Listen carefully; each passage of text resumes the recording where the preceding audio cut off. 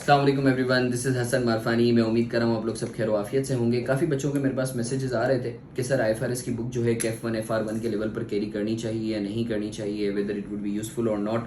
तो उस सिलसिले में आई थॉट कि एक शॉर्ट एंड स्वीट वीडियो तुम लोगों के लिए बनाई जाए। तो देखो यार, जब तुम ICAP से IFRS का सेट लेने के लिए जाओगे, ठीक है ना, तो जो है ये तुम्हें 5 किताबें दी जाएंगी ICAP की तरफ से। सही है।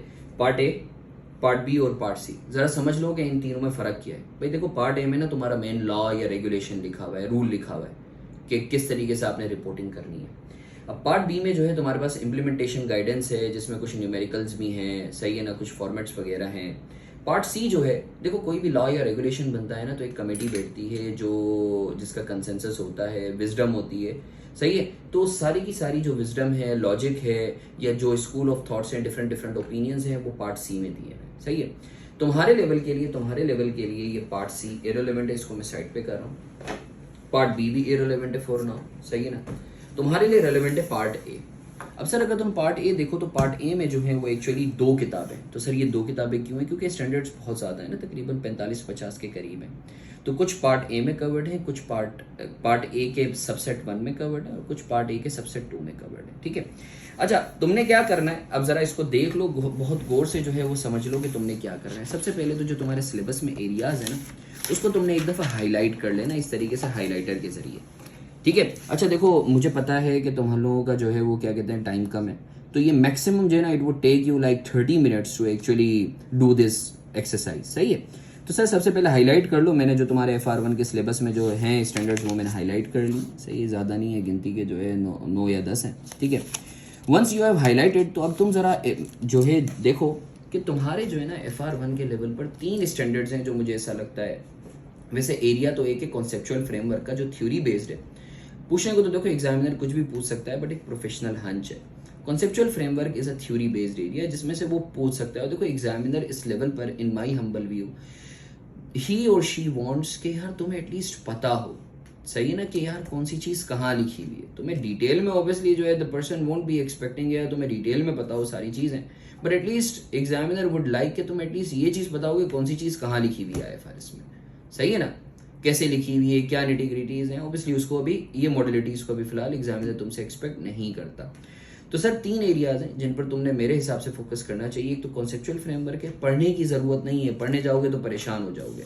कॉन्सेप्चुअल फ्रेमवर्क का जो तुम्हारा इंडेक्स है ना, सही है, तुमने इंडेक्स को जो है ना अच्छे से ज़रा अपने ग्रेस्प में ले लेना है।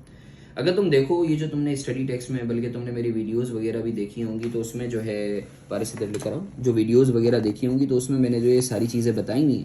अब जाहिर सी बात है कि थ्योरी बेस्ड एरिया है। अब तुम लोग जो है बाजू का जहन से निकल जाता है चीज़ें। जैसे एक जो प्योर थ्योरी बेस्ड एरिया है कि भाई what are the qualitative characteristics of financials या यूजफुल इन्फॉर्मेशन, जैसे ये यहाँ लिखा हुआ है।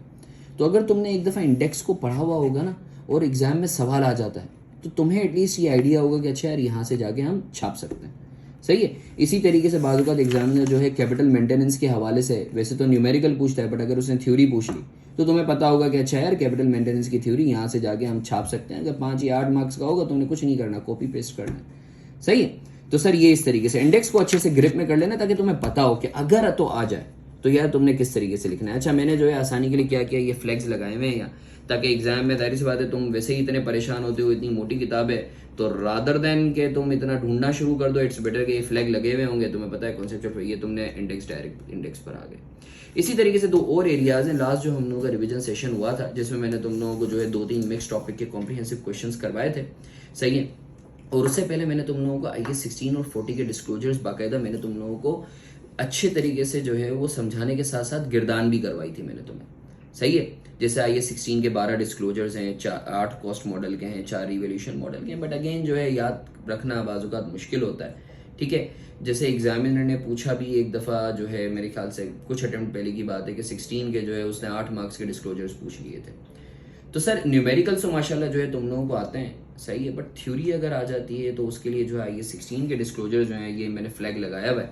सही है। तो तुम IAS 16 के डिस्क्लोजर्स पारिस इधर लेकर आओ, तुमने इधर फ्लैग लगा देना है। ये IAS 16 के डिस्क्लोजर्स हैं। सही है। इस तरीके से मैंने हाईलाइट, ये ऑलरेडी तुम लोगों ने पढ़ा हुआ भी है। ठीक है।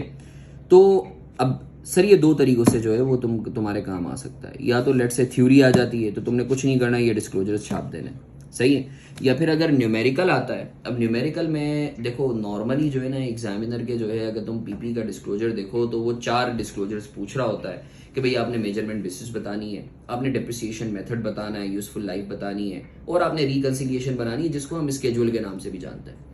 बट 4 ऐसे डिस्क्लोजर्स हैं जो नॉर्मली जो है वो बच्चों को नहीं पता होता या वो भूल जाते हैं कि अगर तो आपने कोई कॉन्ट्रेक्चुअल कमिटमेंट की भी है पीपी को खरीदने की तो उसे भी डिस्क्लोज करना है, या अगर जो है let's say capital work in progress पे ड्यूरिंग द ईयर कोई काम हुआ है तो उसकी भी मूवमेंट बनानी है, या इसी तरीके से डेप्रिसिएशन मेथड के डेप्रिसिएशन एक्सपेंस किसी और एसेट को लगाने में जो है कोई मशीनरी लेट्स से किसी और एसेट को बनाने में इस्तेमाल हुई तो उसका डेप्रिसिएशन जो है उस दूसरे एसेट की कॉस्ट में चार्ज होगा।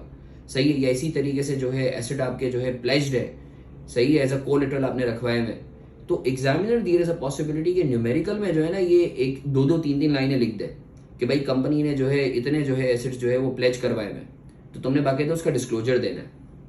सही है। कुछ नहीं करना, सिर्फ कॉपी पेस्टिंग है, बट तुम्हें पता हो कि अच्छा यार ये चीज भी लिखनी है।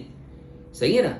तो एग्जामिनर का जैसे नॉर्मली कमेंट होता है कि भाई बच्चों को पता ही नहीं होता कि ये चीज लिखनी है, तो अगर तो लेट से डिस्क्लोजर का सवाल आता है और कोई ऐसी चीज अनहोनी चीज आ जाती है जैसे तुमने पढ़ ली कि यार जो है लिखा हुआ है कि भाई this plant has been pledged as a collateral against the loan, सही है, ये company has committed to purchase the PP in next 2 years, तो इसका एक लाइन आपने डिस्क्लोजर दे देनी है। सही है। तो ये अभी तो मैं बता रहा हूँ तो आई एम श्योर तुम्हें याद रहेगा, बट अगर in case someone forgets to actually जो है रिमेंबर दीज डिस्क्लोजर्स तो ऑब्वियसली तुम्हारे लिए आईएफआरएस काम आ जाएगी। ठीक है। इसी तरीके से IAS 40 के डिस्क्लोजर्स भी है, तुमने फ्लैग लगा लेना है। सही है। डिस्क्लोजर के ऊपर मैंने ऑलरेडी वीडियो बनाई हुई है, बाकायदा थ्योरी बेस्ड भी है और फिर न्यूमेरिकल बेस्ड भी। सही है। तो in addition to looking at that watching that video तुम जो है ये जो IAS 40 के डिस्क्लोजर्स हैं उसके ऊपर बस तुमने ये फ्लैग लगा देना है ताकि अगर आ जाए तो तुम्हें पता हो। ठीक है।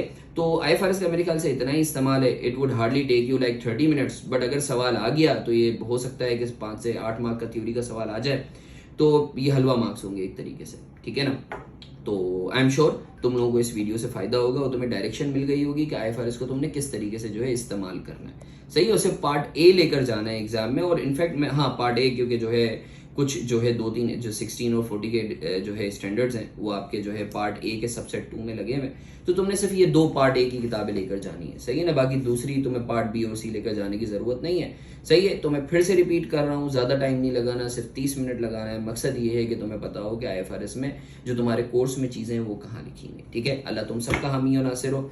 मेरे लिए भी बहुत सारी दुआओं में मुझे भी याद रखना। सही है। मैं भी तुम लोगों के लिए बहुत सारी दुआएं करूंगा इंशाल्लाह। जो है कोई भी चीज़ होती है तो यू कैन ऑलवेज जो है look up to me for any query. मैं पूरी कोशिश होती है कि तुम लोगों को जितना जो है मैं रिस्पॉन्ड कर सकूं टाइमली बेसिस पर उतना करूं। अभी तुम लोगों का हक है, तो अपना बहुत सारा ख्याल रखो। Wish you best of luck. Thank you. अल्लाह हाफिज़।